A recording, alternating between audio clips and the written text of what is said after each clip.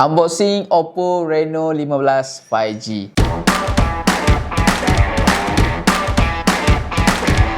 Nak beli phone, tablet, aksesori Android atau iPhone? Tak payah keluar rumah. Beli terus di FM Mall. Mudah, cepat dan terus sampai depan pintu.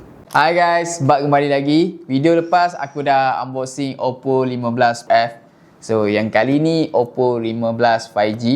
Apa yang akan korang dapat bila beli? Jom teman aku unboxing. So guys, ini dia Oppo Reno 15 5G.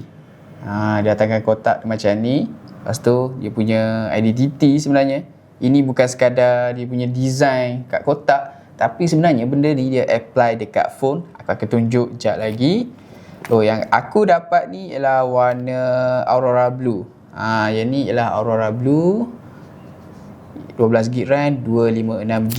Okay, untuk Reno 15 dia ada satu lagi version, iaitu 15 Pro. Yang ni lah. Tapi kita buka Reno 15 dululah. Jom kita tengok macam mana ni punya dalaman. Lepas tu just boleh buka, tarik je yang ni. Okay, so kat depan ni first, ini dia punya casing. Okay, lepas tu ini punya phone. Okay, okay, ni phone. Apa lagi? Tengok. So dekat dalam ni pun ada adapter, ada kabel dan SIM ejector. Tengok satu-satu. Okay, untuk yang ni Oppo Reno 15, korang dapat adapter 80V. Sama macam untuk version F, Reno 15F pun dapat 80V. Yang jenis tripping macam ni sama.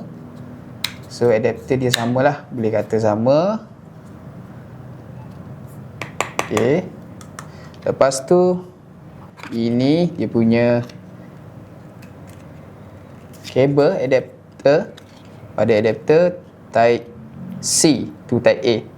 Okay, punya ketebalan memang aku sukalah Oppo ni. Aku tengok memang tebal dia punya kabel, susah rosak lah. Okay, itu yang dapat. Okay, ini untuk casing. Buka.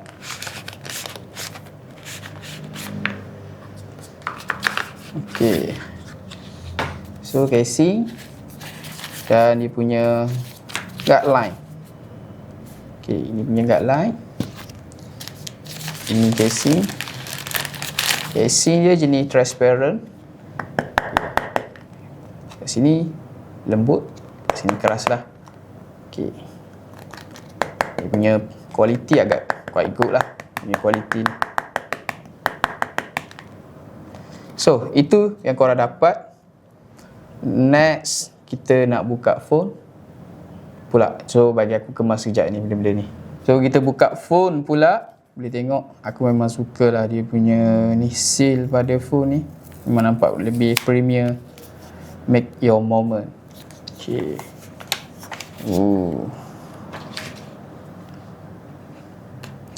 Ni. Kau boleh nampak tak dia punya design dekat sini ni. Nampak tak bila kena cahaya tu. Ini dia panggil Aurora lah, yang dia apply dekat back panel belakang ni. So design dia lebih memang agak nice lah.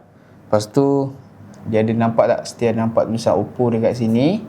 Tapi memang aku sukalah dia design macam ni. Quite unik jugalah. Tengok sama tak yang macam dekat kotak box tu. Dia apply dekat sini. So untuk ni dia punya susunan kamera lain sikit lah daripada F, version F tu. Yang ni stay dapat 3, 1, 2, 3. Lepas tu Reno AI kamera ni dia alihkan daripada kat bawah tu, dia naikkan dekat atas. Lepas tu dia punya bank kamera lebih nice. Okay, so kat tepi ni boleh tengok kat tepi button on, button off. Dia punya volume button dekat sini. Sini jenis flat kat belakang ni, kat tepi dan dekat atas. So dia punya screen jenis flat. Aku rasa screen dia lebih kurang sama. Dia punya size screen untuk tiga-tiga version lah aku rasa. Okay, nice. So screen jenis flat. So sini dia tak kuat curve lah sangat dekat sini. Memang flat betul lah kat sini, bossy sikit. So kita try pakai casing dia. Okay, nice. Oh, bila korang pakai casing, korang akan dapat lebih jelas dia punya efek dekat belakang ni. Nampak tak? Okay. So untuk ni aku nak buka dia punya sync injector kat situ. Berapa slot yang kau boleh dapatkan?